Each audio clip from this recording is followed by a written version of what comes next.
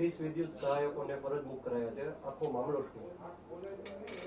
Junior assistant વિદ્યુત સહાયકની ભરતી 21-22માં આપણે કરવામાં આવી હતી.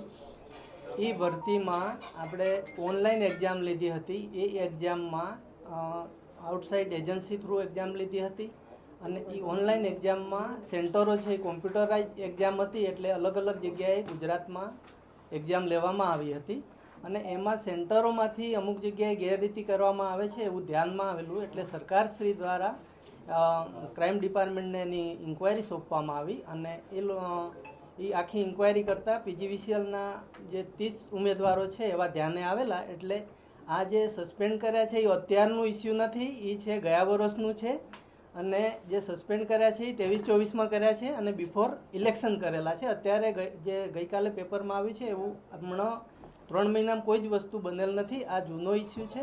એ લોકોને સસ્પેન્ડ કરી અને ખાતાકીય પગલાંની કાર્યવાહી કરવાની ઓલરેડી સૂચના આપણે ફિલ્ડમાં અધિક્ષક ઇન્દોરને આપી દેવામાં આવે છે. સાહેબ, જૂનો ઇસ્યુ છે તો અત્યાર સુધી આ વાત છુપાવવામાં શા માટે? છુપાવવામાં નથી આવી, એ વસ્તુ છે સસ્પેન્ડ કરી જ દીધા છે. માર્ચ પહેલા આ તો 23નું ઇસ્યુ છે. 23માં 11 જણા સસ્પેન્ડ કરેલા છે, 24માં કર્યા છે, બિફોર ઇલેક્શન કરેલા છે. અત્યારે કંઈ કરેલા જ નથી. તે વખતે જાહેર નહોતું કરવામાં આવ્યું. જાહેર પૂછવામાં આવે એટલે અમે આપી દે. કાલે પૂછવામાં આવ્યું તો અમે આપી દીધું. આપ અત્યારે પૂછવા આવ્યા છો તો અમે આપીએ જ છીએ. એમાં કઈ હાઈડ કરવાનું દબાવવામાં આવી જ નથી. એ વસ્તુ જે સસ્પેન્ડ કર્યા ક્રાઇમ ડિપાર્ટમેન્ટે પકડેલા છે એને બી એ પ્રેસ આઉટ થયું જ હતું, જે તે સમયે થયેલું છે.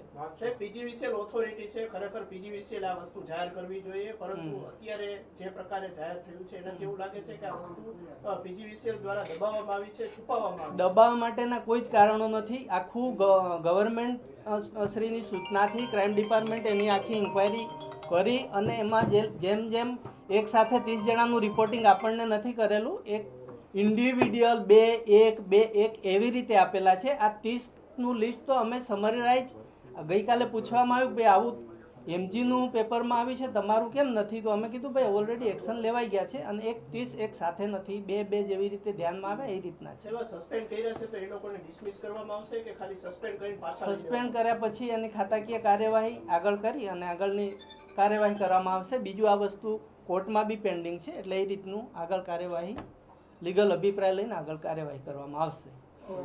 હવે કટ મારો બીજું